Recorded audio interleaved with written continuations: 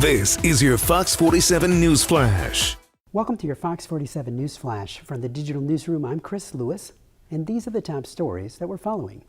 7 days of picketing, 7 days of no new income, and 7 days with no deal in sight. GM workers like Winston Williams say that the standstill only enthused his drive.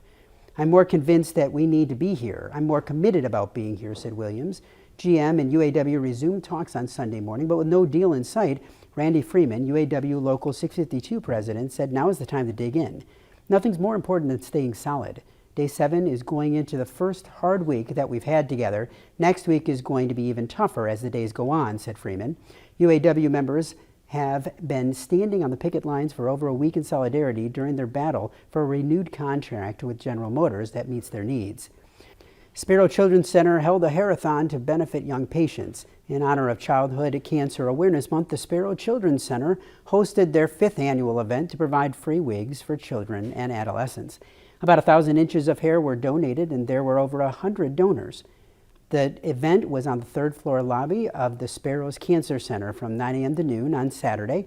And last year, the Lansing community donated over 850 ponytails and braids. Saturday, hundreds of people came together at Hawk Island Park to raise awareness and funds for suicide prevention.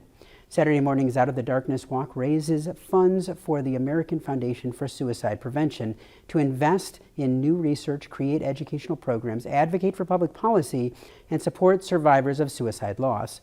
One mother told Fox 47 News that she walked for her son. It can happen to anybody. I know everyone thinks that it can't happen to me, but that's what I thought too, Joanna Wolford said. Michael was my son, and it can happen to anybody at any time.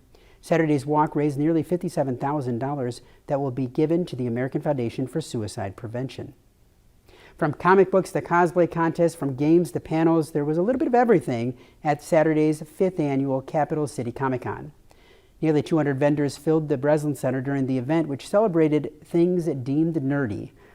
Thousands of all ages joined in the fun that featured favorite pop culture characters and memorabilia. You love a comic book movie, so there's so much more to those characters than what you see on the big screen, Brian Harris, co-owner of Capital City Comic-Con, said.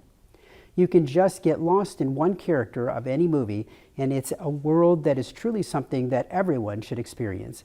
This year's Comic-Con even featured Jim Shooter, an editor-in-chief for Marvel Comics. Learn more about all of these and all Mid-Michigan's breaking news on fox47news.com.